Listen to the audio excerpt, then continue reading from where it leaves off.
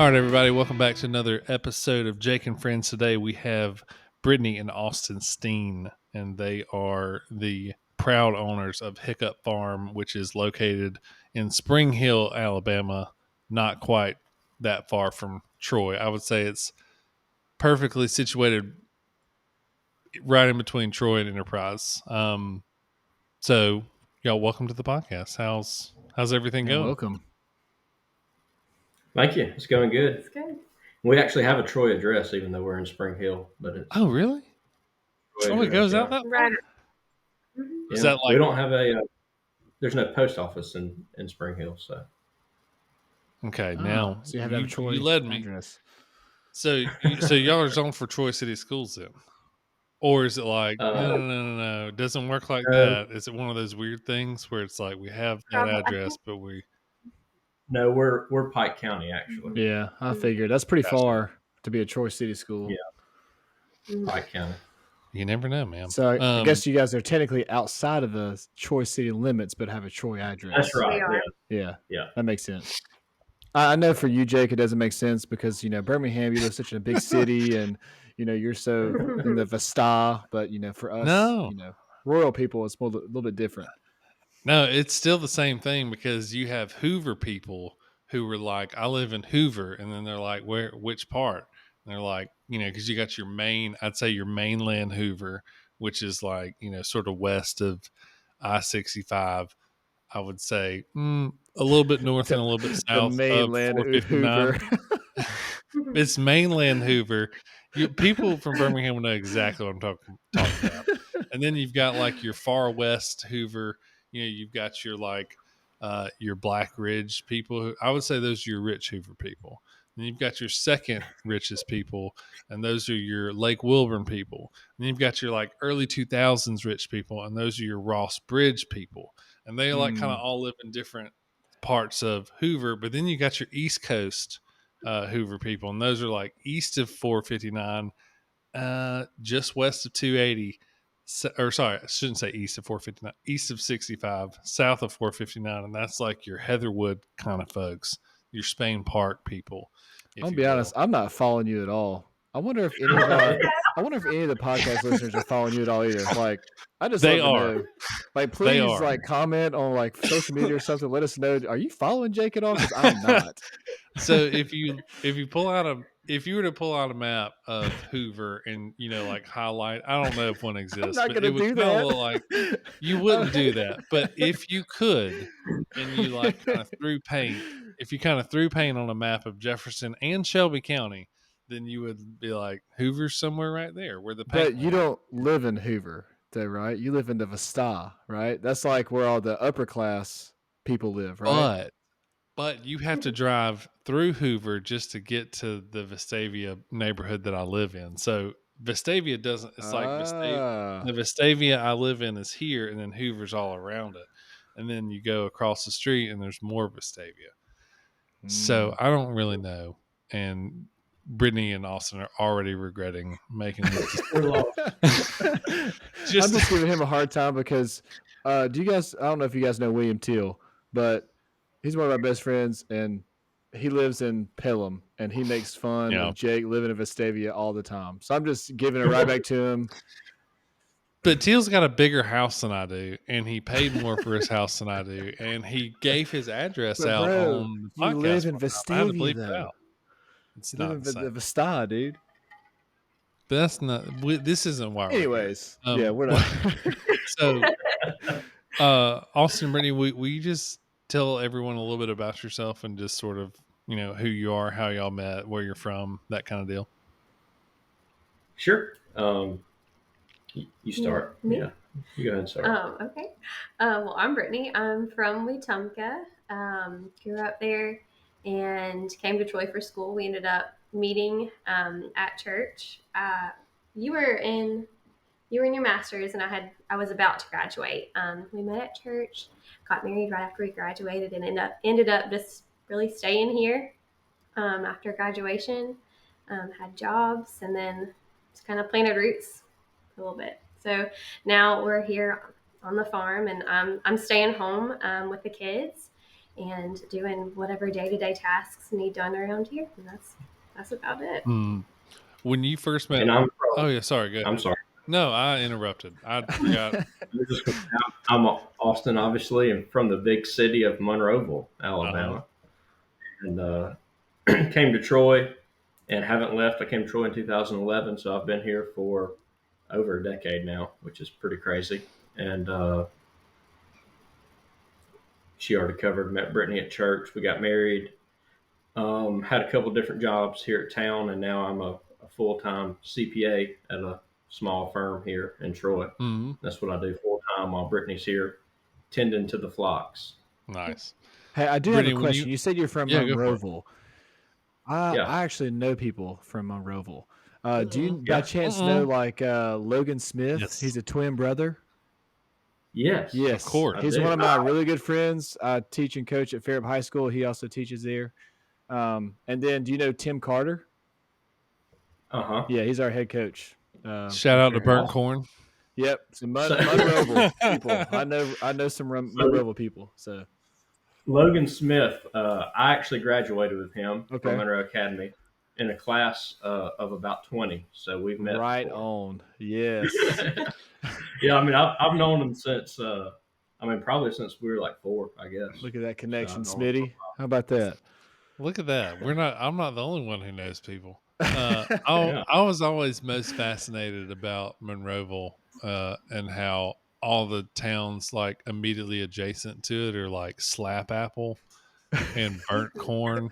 And like, what are some of the other ones that are just like ridiculous? Apple. Yeah, there's no Slap Apple. Burnt corn What and was- pineapple. What was the one that was Scratch Ankle. Scratch? Scratch Ankle. I mean, like, come on. You can't make that up. That's even worse than Slap Apple. I don't know where there's a Slap Apple, but anyway, maybe I just forgot it was Scratch Ankle. Brittany, when you met Austin, was he able to identify trees? Was that how he wooed you? Was he like, hey, I that think right he over was there's a impressed with spruce my pine? ability to identify trees. Actually, no, yeah, he could definitely get Yeah. it. One time we were riding in the car and we were just dating. And she pointed out, she said, I love it when the wisteria blooms. And I said, that's it. The one it. right there. That's it. That's awesome. Well, so sort of kind of walk me through, or I guess before we sort of dive into like how the story began, will you just sort of like plug kind of your farm and like what it is you do? I guess I would think of it as like an elevator pitch, you know, like if someone doesn't listen past the 20-minute mark of this episode, how can they think like, oh, this is who Hiccup Farm is? You got this. Okay. Okay, well, our big sellers right now is our lamb. That's what we're really focusing on. So if you're interested in purchasing some ground lamb or lamb chops, we have that available, and it was farm raised right here on our property. And they can follow us on Facebook, Hiccup Farm, and we have an Instagram too. But I do a lot of posting on Facebook, try to keep up to date, like what we have on hand and how you can purchase from us. And we're working on a website, but we don't have a date and that'll be out yet. So Facebook is the best way to find us, really. Yep. We can try to share that on our social media too for listeners there. Y'all are on Instagram too, so it'll be easy. So will you just sort of walk through kind of like when you first met Austin, where you're like, you know, there's a man I'd slaughter chickens with. Like, will you walk through like how that sort of transpired? Yeah, never in my life did I think I would be slaughtering a chicken. He brought that up first, and that was something I guess we kind of started to look into, like once we moved out to this property in Spring Hill, like looking at how to be more sustainable, like grow our own food, vegetables, obviously in a garden, but what about meats too? We didn't have any kind of livestock or fencing for livestock at that point, so chickens were the easiest way to get started. And I think I was opposed to it at first. I was okay with like laying hens, you know, like eggs, that's great, but it was hard to get on board at first with raising our own pasture raised meat chickens. Um, I mean, it is sad when you think about it, like what the process of how the meat gets to your table. But I think it's also good to honor that and understand that whole process. Mm-hmm. So I eventually got on board, Yeah. and now I wouldn't change anything about it. Like I'm so happy we do this. I don't want to go back to not raising our own. Yeah. How many? And if Go ahead. I mean, the chickens is a pretty extreme example. That's probably the most extreme thing we do. Yeah. But I mean, we're really just homesteading and a really small farm here, and that wasn't a stretch for either one of us. We both knew that we wanted to do that, and we lived in town for a little bit. Just because when we got married, that's kind of what we could afford, and there wasn't anything available. We weren't sure where we wanted to plant roots yet, but she and I both grew up basically like one generation removed from full time farming. Mm-hmm. Like my dad grew up on a farm, and then every generation before him did, and her dad also grew up on a dairy farm, and I guess it's in our blood, if you will, and we wanted to do that. We just weren't sure how or what it would look like. Um, but we always knew we wanted to live out on a little bit of land and do something, raise something. Yeah. So, do you guys have like chicken houses? Like, do you have multiple chicken houses? Like, how does that look? No, so actually our property did have egg houses on it. They did years and years ago raise chickens to lay eggs here, but those are not in use anymore. We tore them down, and we raise it differently than in like a chicken house, like what you would think of conventionally raising chickens. We raise them on pastures, so like they see sunshine all day, every day of their life. They see the grass, In like the the night. fresh grass. Yeah, they are always out there and have access to the outdoors to graze as they want to. Whereas in a chicken house, you would never have that. Mm-hmm. Mm. So, do you guys see a difference, like when it comes to the chickens? Like, is there a difference between like a chicken that you eat from a chicken house or you guys chicken? Like, is there a difference, or like, is there a process? Like, how does that look? Well, you can ask Jake. Jake's a loyal customer. I will. He likes. I, Um, yeah. yeah, I mean, I would say yeah for sure. Just the fact that which we do supplement with grain. I mean, chickens live off a grain type feed, so we feed them a lot. But the fact that they're able to eat grass and eat bugs and scraps, just various things like that, changes their diet from a typical chicken in a chicken house, and they get more exercise and they don't eat 24/7. Most chicken houses keep the lights on, and then they eat constantly and they grow really fast. And our chickens grow really fast. It's the same breed, and so they we slaughter them at like 8 weeks, so they're raised very very quickly, grow very fast.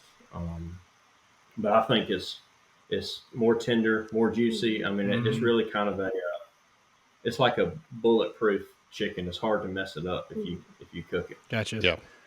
Because I was thinking, like, I duck hunt down here, and so like the different types of ducks they all taste different based off of their diet.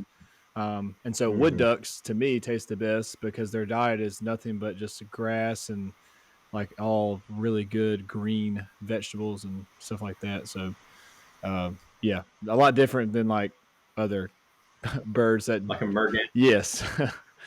So that's cool.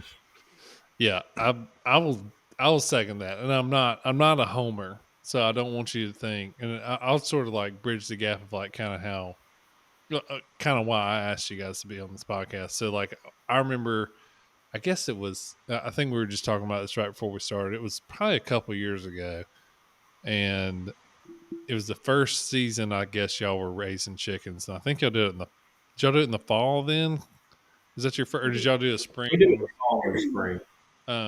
Y'all may have done some spring chickens, and I didn't get on board for whatever reason. But my coworker at the time, her parents have a farm, and they just raise cattle, and they just like they don't raise it commercially. They just raise it for them and their family, and then just like a handful of people who they sell to. And one day my coworker was like, "Hey, do y'all want to get in and like split a cow with me?" And she was just telling us about how their parents raise cattle and how it's different than what you can get at the store. And we're like, sure, whatever. There's like four of us, like we'll split like a cow. It's not a big deal. It was at the time, it was like, I was thinking that's kind of a lot, but then you break it down the price and you're like, oh, that's not that bad at all. Um, and so we were like, we'll try it. And if we hate it, we'll, never do it again. And then ended up loving it.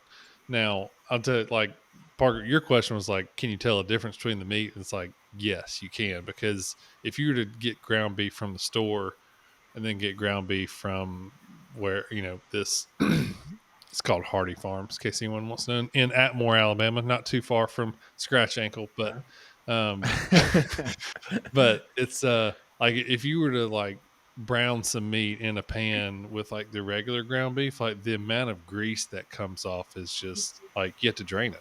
Like that's why they tell you to Right. drain it. But if you were to do the same thing with like the fresh beef, like you really don't have to drain it. There's like it's just very lean.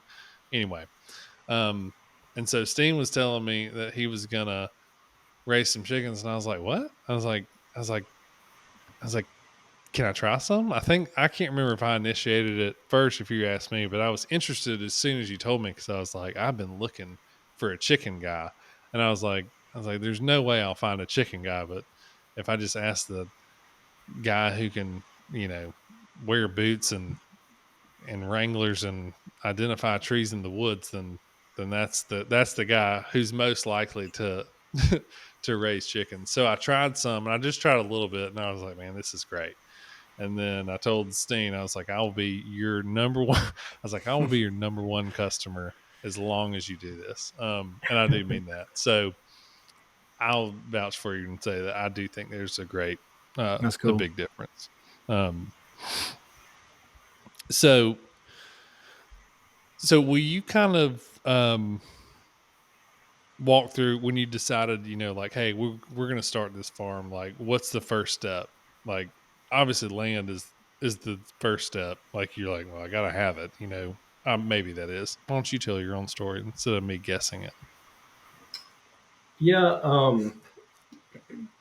like I said, we've always wanted to do this, and so we moved here in 2021. So that kind of gives you a frame of reference when we got here, and we were already starting like pre-COVID, like starting. We were processing our own deer at that point. We tried to grow like a garden in town, like in raised beds and stuff like that. And then COVID happened, and I really wanted to get into farming for just more of your, I guess, self sufficiency. She was more excited about like the health Mm, aspect of it. And so we really started looking then, and you know, I, I don't know what really led to it. Like I'm really into real estate. I like it. I always look at it, and we knew we wanted to do this. And then I just happened to find this property, and I rode by it, and it was a dump. I mean, it was all grown up. You couldn't see the house from the road. Um, but I looked at it and walked around, and I was like, man, this place is awesome. And it was a steal. Like it would hurt your feelings if I told you how cheap it was. And I brought Brittany out here. I got a real estate agent that I work with a lot, and I got Brittany out here, and she was like, no, no. Not doing this. And and even the real estate agent was like, man, it ain't worth it. And I was like, man, I'm telling y'all both it is. And we ended up buying it. And I got out here. I had a tractor at the time, and I got out here and I started like bush hogging and cleaning it up even before we closed. Like I got permission from the guy that owned it to do that. And before you know it, it really it came around. So yeah, that was the first stop, like place to start is finding somewhere. But I guess if there's somebody out there listening, even if you live in Vestavia, you can start where you're at. I wanted to grow rabbits in our backyard in town. Brittany didn't want to eat a rabbit, so we never did. But like, there are things you can do. Like you can homestead in town for sure, even in Birmingham. So I would say start wherever you are. and then have some goals and try to reach those. I don't know if that answered your question Yeah, or no, not, but yeah, no. You mean starts with the desire, and then you gotta have land. And you're like, now what do I get? So the yeah. first, there's the first thing you are just like, let's just start with like vegetables and just like see what kind of grains or whatever we can grow. Did y'all experiment Um, with anything, or is it just pretty much like squash?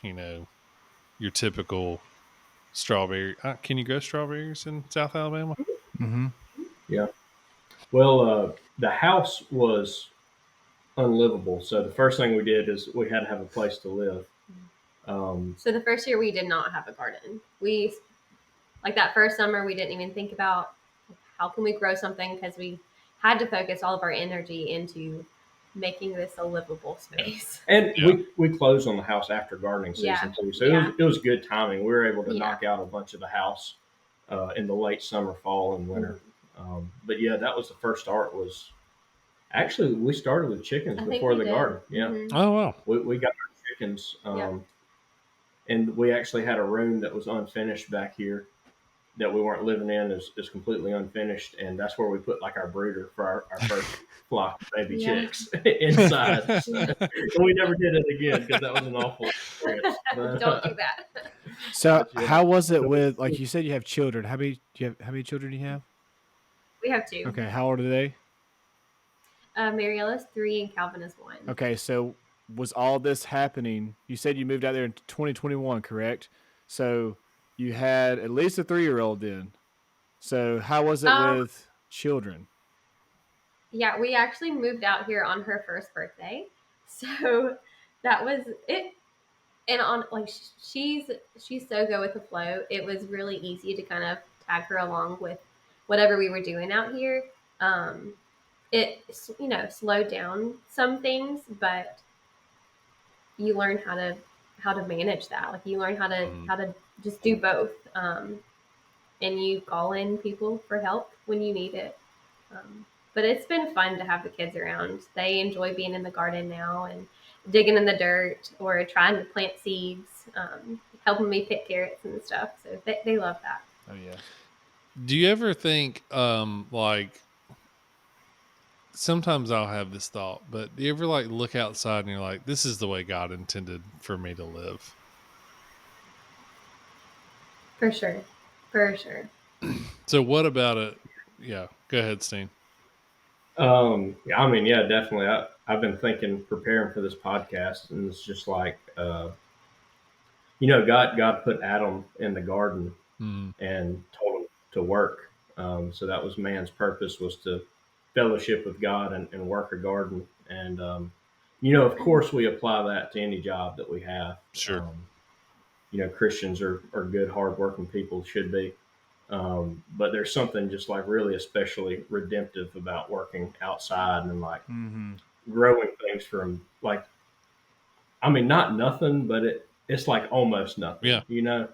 It's like you have a little corn seed or an okra seed. Okra seeds are tiny and they make this huge plant, and which of course is all God that does it. But it's cool to see. It's cool to see. It's much more satisfying than doing tax returns. I'll say that. Well, You tax are right return. though. There is something about like even like I'm a teacher, so like God has used me in amazing ways in my own classroom.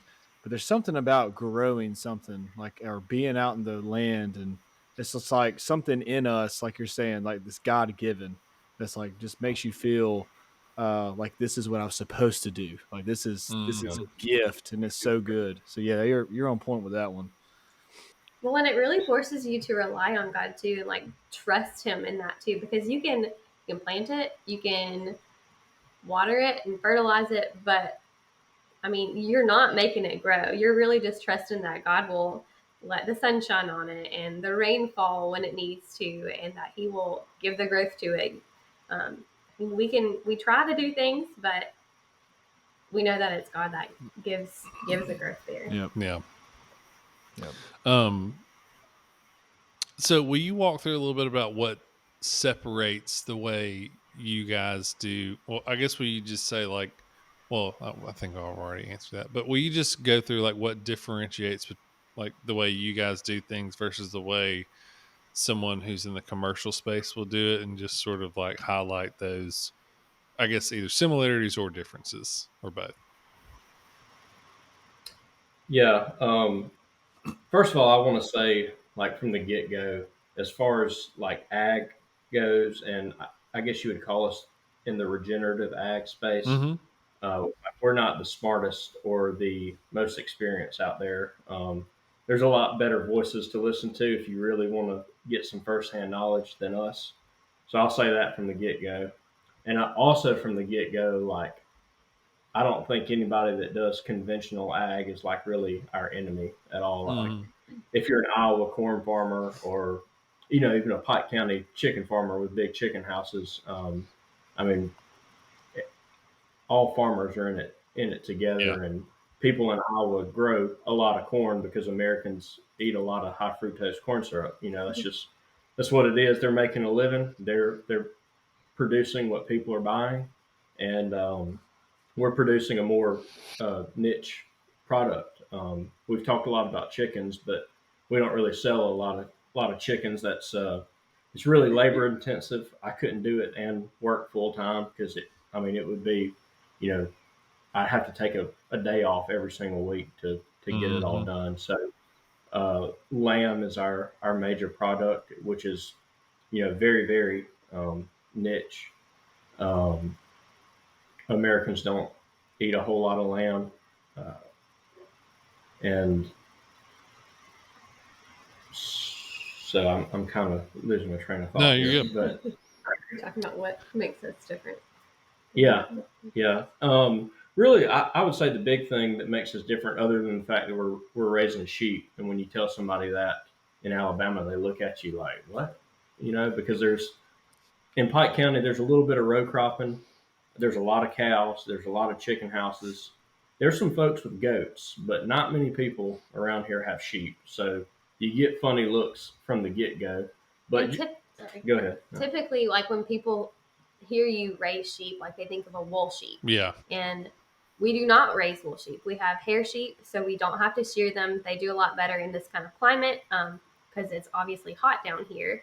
So they are geared up for this kind of weather and bred for their meat production. So they're specifically, made for meat. Yeah. Mm. But what differentiates us from like a cattle farmer as far as we're both raising animals that graze, right? So Mm. so what's different is we're pretty heavy on rotational grazing. So if you have 40 acres, we might break it up into um, 8 5-acre parcels and move them. Uh, as soon as they get done eating one 5-acre parcel, we move them to the next. Whereas a cattle farmer might break it up into two 20-acre parcels or not at all.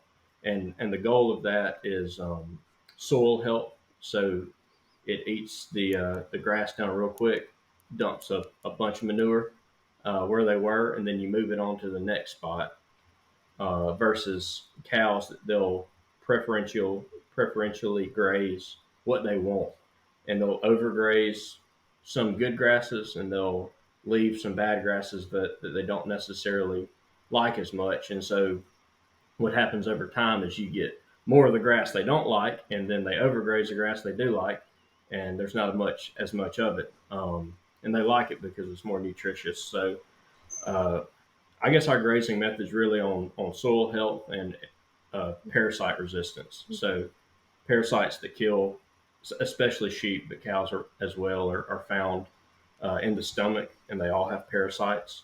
But the more they eat that manure load over and over and over, they poop on the grass, and the worms get in the grass and they eat it, and and more worms get in their gut, and that eventually kills them. So by moving it, it gives that parasite time to go through the life cycle and die without Yep. being ingested Mm. and getting back in its stomach. I was it's cool. Your two things I was hoping to talk about when you brought regenerative like stuff. You sent me a video of your chickens one time, and I guess I don't know how big the area was. Let's say it's like 50 feet by 50 feet, and you like showed the over time like where you had been moving them, and like the you sort of walk through like where you just had them, like all the grass was like eaten down, and like a few days prior to that, you showed the next patch of grass, and it looked like there was maybe just a couple specks of, like grass trying to regrow. But then like the farther you go back, and like the older the patch of grass gets, like the more lush the grass gets. So you like literally see this like picture of like, well, this is what I'm doing. Like this is working. I just thought that was really cool. And that was when I was hooked. I was like, this is it, man. Yeah, This is the one. man, it was cool because so that was my spring flock, and they were done about May, and so we had the whole grass growing season ahead of them, and I did that in my hayfield, and all year you could just see those squares where I moved the chickens Yeah. because we move chickens, every other day, just when they get a good bed of manure down, we move them. And it was just so much thicker there in that 50-foot stretch than the rest of the Yeah. hayfield. It was cool. And another thing, I was listening to a different podcast, and you were talking about like parasites in manure and stuff. And I was talking about this one beetle that, I guess I think it's a dung beetle for like cows. And so like it'll dig like a little cone into the ground, like a few feet in the ground. It'll like burrow down in there in the manure. Like it'll take the manure and just like fertilize it deep in the ground. Um, and like over time it'll just produce like lush grass. And is the guy he was a farmer, and he was talking about it. He was like, you couldn't pay anybody to do that, like, but God did it for free, and by Yeah. Yeah, creating this insect to do it for you. I yeah. just think, do you think that like we're gonna get back to, and again, I know you said that like farmers aren't like pitted against each other as like, regenerative versus commercial or anything, or I guess more local farms versus commercial farms. But do you think that this country is ever going to swing back to like, the pre World War II era of, of, how we consume our food and where we get our food from? Yeah, I think Brittany's ready to talk about that. Maybe I'm ready for there to be a shift like that. Like I think people are starting to see the benefits of it more and more, and I don't know, little by little, we're kind of moving that way. We were actually talking about this the other night, and I don't know what that will look like. Like if it will, what kind of shift will actually happen? What will make us turn to that? Whether it is like a negative kind of thing, or like everybody is finally influenced positively to see the benefit. Um, but I think there will be a big shift one day. Hmm. I would like there to be. Maybe that's just Yeah, hopeful thinking, really. Um, you hope there is at least yeah. because it's you know our health as a population, a U.S. population that is pretty bad, Mm. and I'm not a super fit, healthy guy, but like we pretty clean foods for the most part. We don't eat out a lot. We don't eat a lot of processed foods. A lot of our meals are like 100% grown here, or at least in the county. Um, if it's something we don't grow, like we buy our hogs local and we buy our beef local. So a lot of it is really local. So there should be a change for sure. Hmm. I heard somebody say it's kind of funny if you look 50 years ago, 90% of the food in our grocery store didn't even exist. Well, neither did our obesity and diabetes rates and things like that, and all the diseases that us as a population are coping with today, that they weren't as prevalent back then. Hmm. So I got a question. So Austin, you're a CPA, and Brittany, you're a stay-at-home mom. So, but you guys have obviously a ton on your plate just with that right there, and then you Hmm. add on, you know, going to church, getting your family involved in that, having friends, and all on top of all that stuff, you have your farm. Um, what is like God like kind of taught you guys? Like, because for me, like I'm getting my EDS right now, so like I'm working on school, but I also have 2 children, and I have a coach, and I teach, and all this other stuff.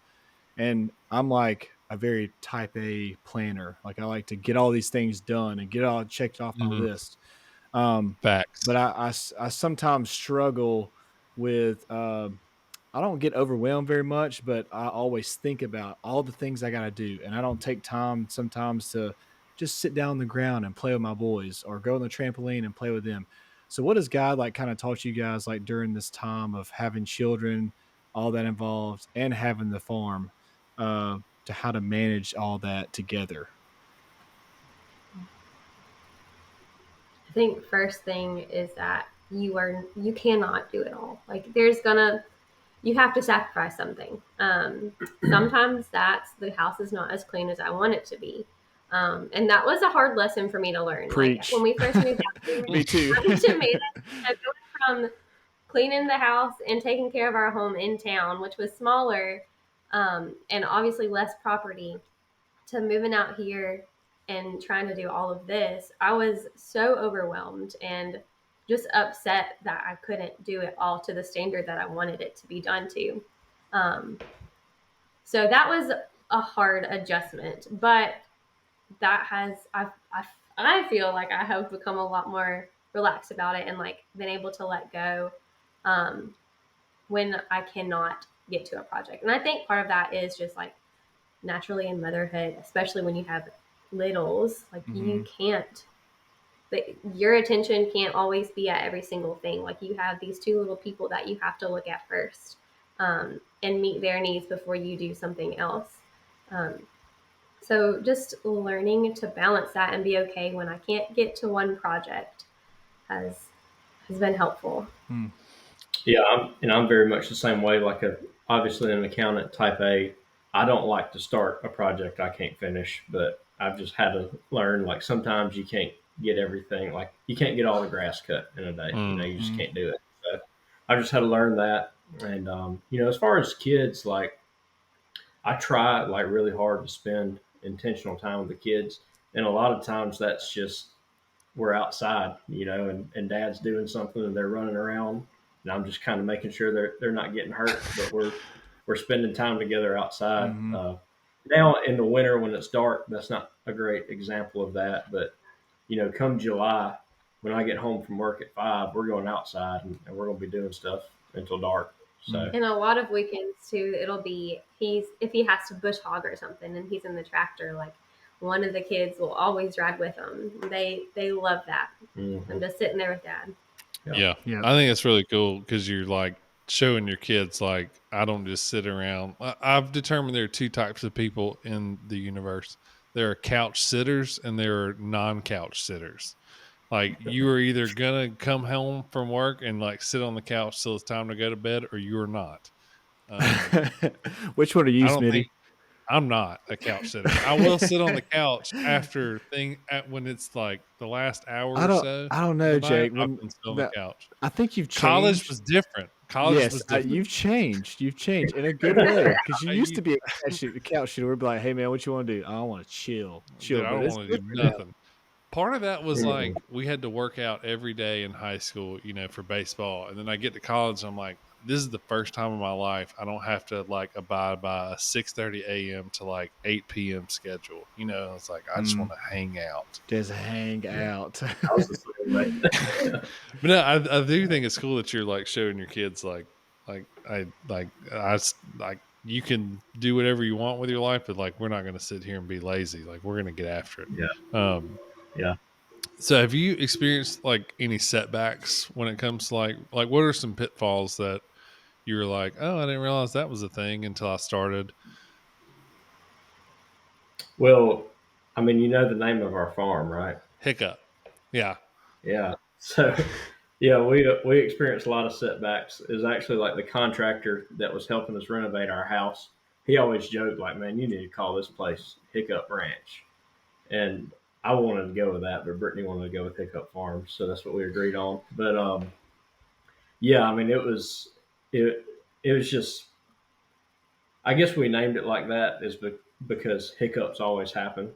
Like there's always problems, and we just decided to treat them as temporary problems and work our way through them. And hiccups are only temporary, and so are these problems that we work our way through. So yeah, there's been, I mean, tons of setbacks. We can probably give you some specific examples. Um, Yeah. like our first flock of chickens, Mhm. they were chicks, and we put pine shavings in there with them that have been out because we already had the pine shavings. So I said, well, let's just use those. Well, they had a bacteria or a mold on them that you couldn't even see, but it caused a respiratory infection. And we lost like half of our chicks first week. And that was like our first flock. And we're like, wow, we're pretty bad at this. But we kind of stuck with it and like kept researching and kept calling people, kept asking, and figured out, oh, it's the pine shavings. And so we cleaned it out, sanitized everything, and we lost a couple of more that were already really sick. But as soon as we did that, they were good to go, and we hadn't had a problem since.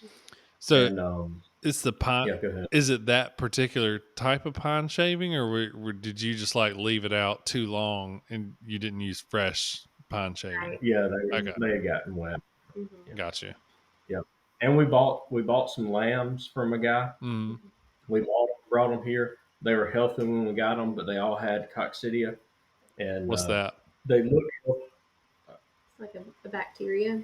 yes, a Right. bacteria. I mean, it's not a worm, but common. it's similar to a parasite. Mhm. Um, but man, they just started dropping like flies after 2 weeks. Like every day, one would die, and the guy was a stand-up business guy, and I told him, I was like, hey man, my sheep are healthy, the ones I already had, and I've lost all but two of the ones I bought from you. And he gave us our money back, which he didn't have to do. So kudos to him for doing that. But that was a huge setback. That was not fun to deal with, hard. like Mm-hmm. dragging dead sheep out of the field before going to work every day. Like that was tough. And But you're not eating those. no, No. no, Mhm. you find them dead. It's best not to. And see, Like, that's the kind of oh. stuff you don't think about. Like it's like, oh yeah, I'm gonna raise my own, sheep. And then there's all these setbacks. You're like, holy cow, never thought about that. Yeah. Yeah, it's gonna be so good. I'm gonna have Bible verses next with my morning coffee, and I'm gonna sit on my patio and then just like watch the sheep graze. And I'm like, this is such the life, Austin. I'm so glad we did this. And then there's three And dead then sheep. It never. Like, yeah, go. I just. So what goes into like a typical day of? Sorry, I thought I heard. These are the kind of things we're not editing out. I heard something. I looked down to read my phone to like go to the next question, and then I thought someone was going to say something, so then I paused because I don't want to talk and that's over the kind of someone. setback when you're not in person, but you make do. You Exactly. make do. Yeah. So will you kind of? I know you kind of went through this a little bit. Like, I guess what goes into like a typical day? Let's say like a typical weekday where you got to work, Austin, and then like a typical weekend day when you're in season for whatever it is that you're doing. Well, Brittany should probably talk about the typical weekday. Um, sometimes I'll do some chores in the morning, but typically Brittany does, especially this time of the year when it's like in December, January. There's not much daylight when I'm here. Period. So Brittany handles most of it. Mm-hmm. So, well, Yeah. Well, as long as everything is going okay and we don't have, coccidia or whatever other bacteria and parasite problem, as long as everybody's healthy, things are pretty easy. Um, I'll take the kids out with me after we eat breakfast and get ready, and we'll go feed the dogs. We have a guardian dog out there with the sheep, so we'll go feed him. I try to just make sure I lay eyes on the sheep and make sure that everybody's there, or make sure that they're okay. Check the waters if we need to. Go around to the goats and the cats and the chickens. Just hitting everybody, making sure they're fed and watered, and then that's it for my mornings. And every now and then, we'll go back out in the day to check as needed. Right now, we're getting close to lambing, so I've been trying to go out a little more during the day just to check on the girls and see if like there's any sign, like if they're about to start lambing or not. Um, but typically that's just our normal day. In the summer, it looks a little different. We're a little more hands on just because we have the garden.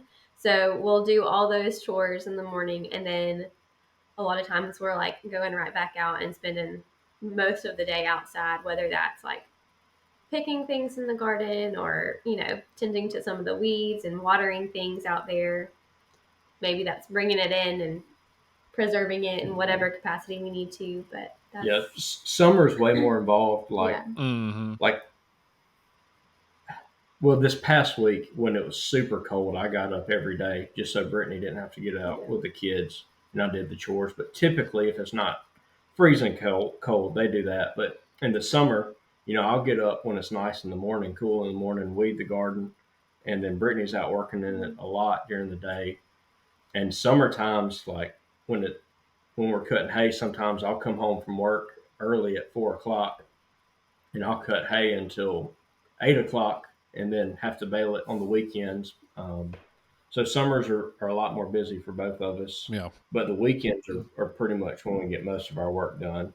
And we're not crazy about it. We still have, like, we went to see family out of town this weekend, but most weekends, like, we're getting big stuff done. Mm-hmm. Like, we went out of town, but we also um, vaccinated sheep. our sheep because they're about to give birth, and you have to give them a shot to get some medicine because the lambs drink it through the colostrum after they're born. So we did that, and I drove like a bunch of fence posts. Um, like I was out in the cold all weekend. It's 35 degrees was the high Saturday, and I was out there all day. But yeah, we do a lot of work on the weekends, but the weeks are we kind of just do what we have to do. Yeah. Will you tell me a little bit about the grant that you guys got and like how that worked? How did you apply for it, or did you apply for it? What all goes into that? Austin should talk Yeah, about this. Brittany told me to talk about this, but yeah, so it's a really cool program. So it's not a government grant, Okay, uh, so you don't have to pay which it. government. Yeah, sorry. Go ahead.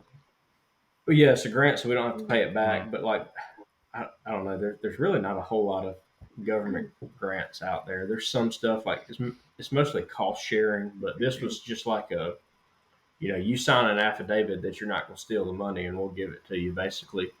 But we had to apply for it. It was for young and beginning farmers. So you had to have started farming within the past 2 years or plan to start within the next year. And it was Alabama Ag Credit that did it. So shout out to them. And so Alabama Ag Credit is obviously it's not a bank. It's kind of government backed in a way, but they lend money to farmers. So a lot of chicken houses and land loans, timber loans, cattle loans are done through Alabama Ag Credit.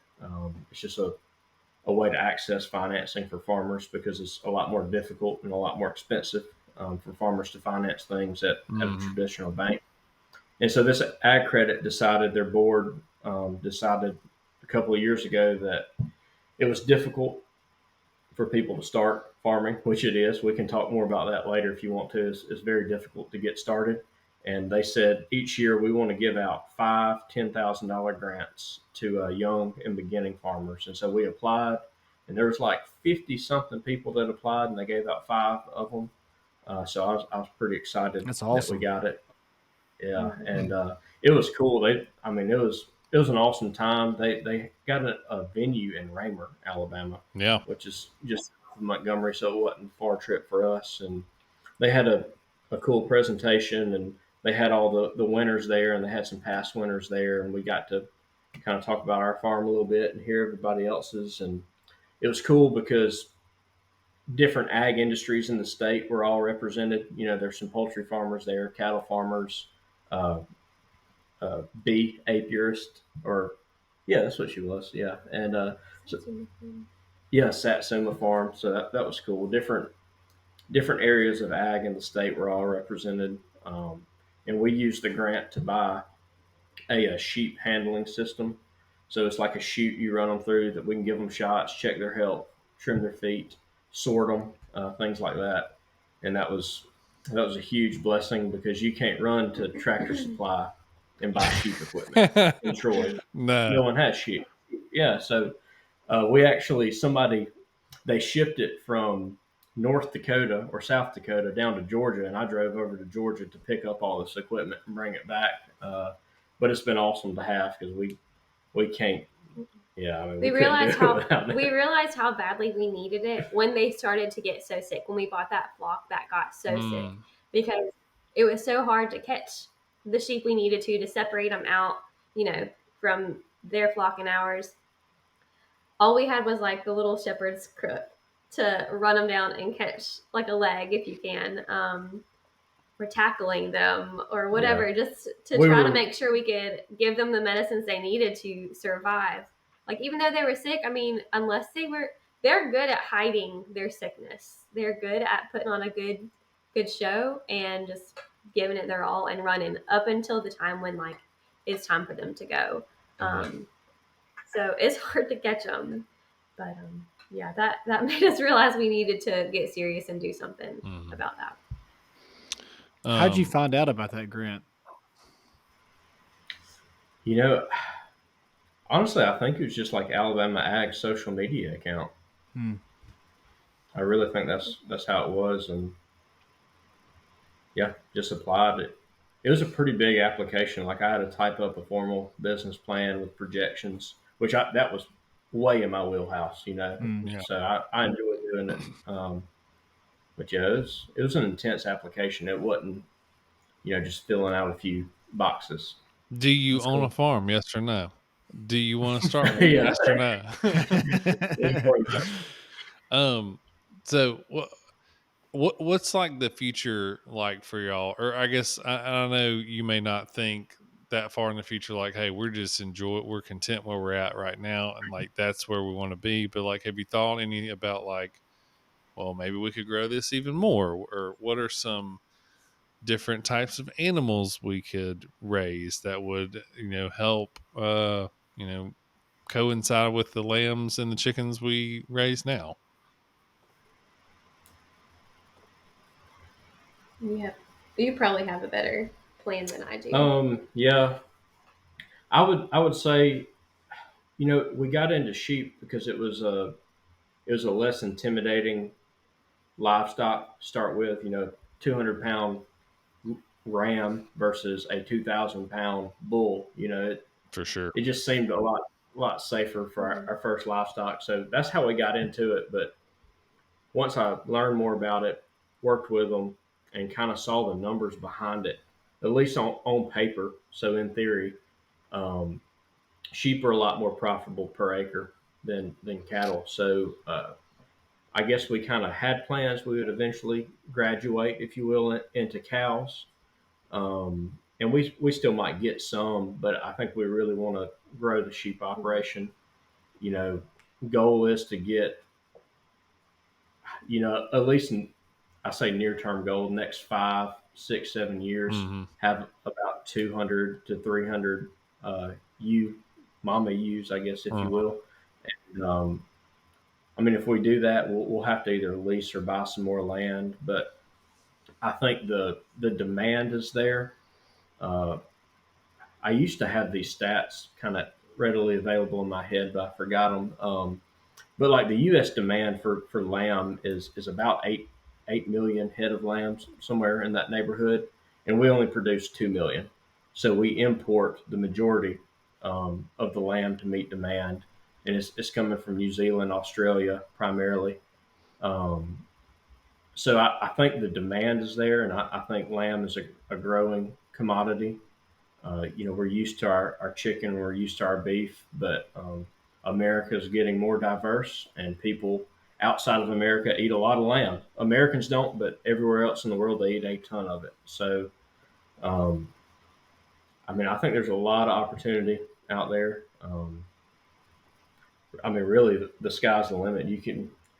There's people that have better models out there. Like I told Brittany I wouldn't mention them, but like White Oak Pastures in Georgia, they've got an awesome model. Like they started just like us, small farm, family farm, regenerative, and then they ended up building a slaughterhouse butcher shop, and they've got cabins out there. They do classes like ag classes and gardening classes, and they ship meat all over the country. I mean, I guess they're kind of like industry standard as far as the industry we're in. So Mm-hmm. the sky is really the limit, but we really kind of want to run with this sheep operation as long as we can, see where it takes us. Yeah. That's really cool. Well, I guess second to last question is like, what do the vegans think? Have you ran into any vegan haters yet? Yeah, in Spring Hill, have you ran into vegans? There's not many probably in Pike County to run into. Man, there are probably 100 people dumping fake blood on themselves every day when I go to work out in front of our house, and it's awful. Like blocking your driveway. What happens when you're done with that and you go home and you're like, that was a good day? And you're like, how long does it take you to get the blood off? Yeah. I'm just kidding. No, I don't really. I know a few folks that have like tried to be vegans, but I don't know any like Who are religious opposing you? vegans.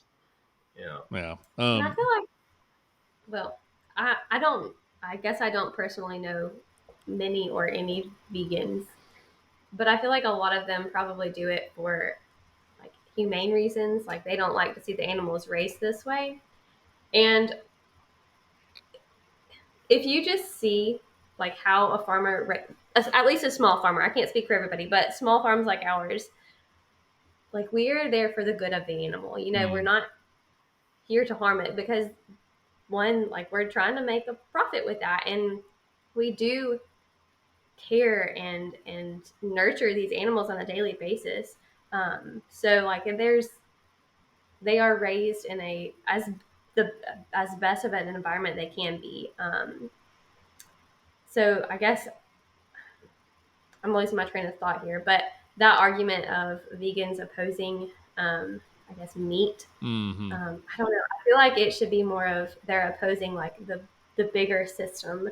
I guess I could really go down like a rabbit trail there, like conventional farms and how America raises most of their food or markets most of their food. Yeah. I could probably tie that in, like what she's saying. So like whether you're a vegan or vegetarian or I only eat this, I only eat that. Like if you have a kind of a moral high ground as far as food goes. So like if you live in New York City and you're only eating organic apples from California, you know, and the manpower and the fuel, I guess the carbon footprint, if you will, of getting those apples over to you, like you're making a huge impact on the environment eating those. So I guess one thing, if anybody is still listening at this point to us, is like a big takeaway. Something I like to say, and I probably didn't come up with it, but like shorten your food supply chain. So like eat as local as possible, and that's going to be more challenging for people in New York versus people in Birmingham versus people in Troy. But you know, we try to eat as local as possible, and that's better for the environment. Whether you're eating, like I eat a ton of meat, ton of it, love it, but it's making less of an impact environmentally than somebody in New York City that's only eating organic stuff from California. I mean, just yeah, that's all I can say about that, I guess. So one more question. Let's say that somebody that's listening is really interested in buying something from you guys. I know you guys mentioned like Facebook is like a real big and you're working on a website. Are you guys selling, and what is the best way they can get in contact with you? Right now, lamb is what we have available. Sometimes in the summer when we're gardening, we'll have a little bit too much. We typically garden for our family, and when we have too much, we'll advertise that we'll sell some green beans. Whoever wants a pound of green beans, let me know. But the best way they can contact us is probably through our Facebook or Instagram. And yeah, we'll list out what we have available there. We do have an email too. Actually, there's also, if you've heard of Sweet Grown Alabama, we're on there as well. And I think my cell phone number is on there, so they can reach out to me there as well. And that's just us. We're really small and we're really just starting. Um, there's a lot of producers that ship meat, and that's kind of where the meat industry is going. Like if you want to be successful, you need to have your own brand and you need to ship it direct to consumer. And we want to get there, but it's an economies of scale challenge, and it's really expensive to ship meat, and we don't have the brand yet. So one day we want to be there. But in the time being, we're pretty much just you reach out to us, we'll meet you in Montgomery or wherever. We'll do whatever we can to get it to Yeah. you. Gotcha. We just appreciate the support now. That was And my if next you question. So if I want to buy something, how do I get it? Like, so Yeah, that makes yeah. sense. Well, I mean, I can say it's challenging. I, I Either farm pickup or we can meet. I can say if you live in Birmingham, you can reach out to the Jake and Friends podcast, and I will deliver it to your front door Mm-hmm. Oh because man, that's I will be picking Love up. Because there's a high chance I'll pick up my own meat from Austin, so I'm already going to meet you, and then I can drive it all back. And if you live in Fairhope, then I can you can figure that out for No, this yourself. is what we can do. My parents live in Troy. We have the next mayor of Troy, Dan Smith. He's also in No, Troy with no, Diane. We can contact. I can meet them halfway, maybe like Greenville or something. And there it is, how's right there. Greenville halfway? Well, more like what is it More called? like Evergreen. Monroeville.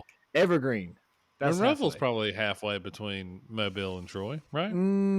I think Evergreen is. That's where like our halfway point. yeah, yeah. That's my bad. We can definitely meet you because we're from over, or I'm from over out west. We can make it happen for sure. We'll Awesome. make it happen.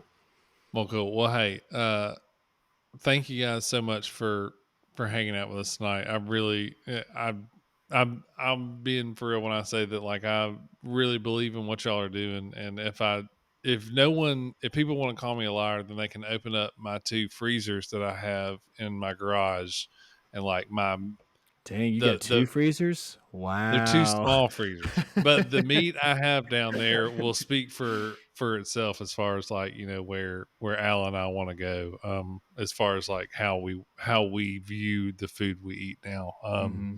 And so it's a lot of fun, and it's like we've noticed a difference in just like the taste and how we feel when we eat it, and just knowing the people you get your meat from or whatever you get, and like knowing where it comes from and knowing exactly like how um, God ultimately provided that is something that we fully support. So Yep. continue doing what you're doing.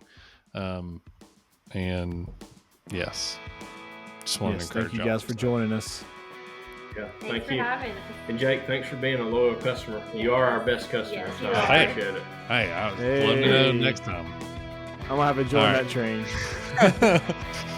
All right, Let us know. we'll see y'all. All right, thanks. See ya.